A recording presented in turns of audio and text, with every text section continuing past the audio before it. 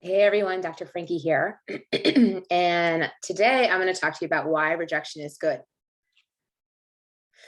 Most of us don't grow up learning to think of rejection as a good thing. We often internalize the opposite, the idea that rejection is bad, that it's a personal indictment of us and everything about us, that we should try to avoid it at all costs, and that if we can't, we've somehow failed. In this understanding, we face rejection. We face a door slamming in our face. But rejection opens up far more doors than it closes. Here's why getting good at rejection is actually a secret superpower for dating and life success. Rejection opens doors. You read that right, and you heard me right. Rejection may seem like a door closing, but it's actually a lot of other doors creaking open, especially when you're dating. Think of it like this. Dating, whether it's a first date or a 15th or 5 years in, depends on two people who want to relate to each other. If someone doesn't want to be there, that's it.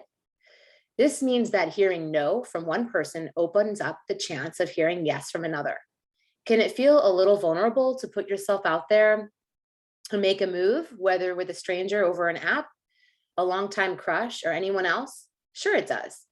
And is it better to do that sooner rather than later? Yes. Why waste time and energy on someone who may or may not be interested when you find out for sure and either start something together or move on?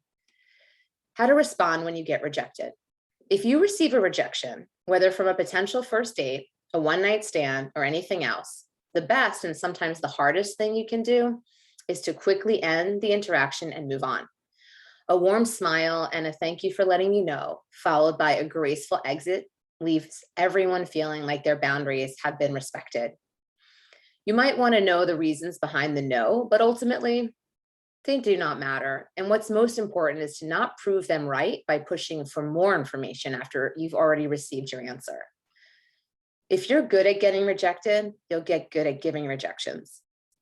Getting good at rejecting people, situations, and opportunities that aren't right for you is just as important as gracefully accepting rejection yourself. Rejection is partly about boundaries, other people's, but also our own. You do not have to say yes to everything and everyone that comes your way.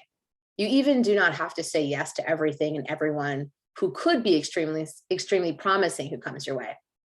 The flip side of the getting rejected means something about me narrative is the rejecting someone is hurtful narrative, and neither is true. Imagine you get a job offer that's good on paper, but just wrong for you.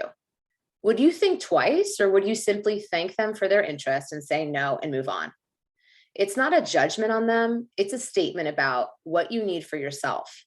You can't say yes to what's right unless you say no to what's wrong. You're not saying this is an insulting offer and you deserve bankruptcy. You're saying this isn't for me. It's not personal. In exactly the same way, you rejecting someone else isn't about them. It's about you. It's about your boundaries, your needs, your desires, your wants. Every single person is not a match for every single other person, and that's really okay. That's actually beautiful. It makes our connections with those who are matches that much stronger.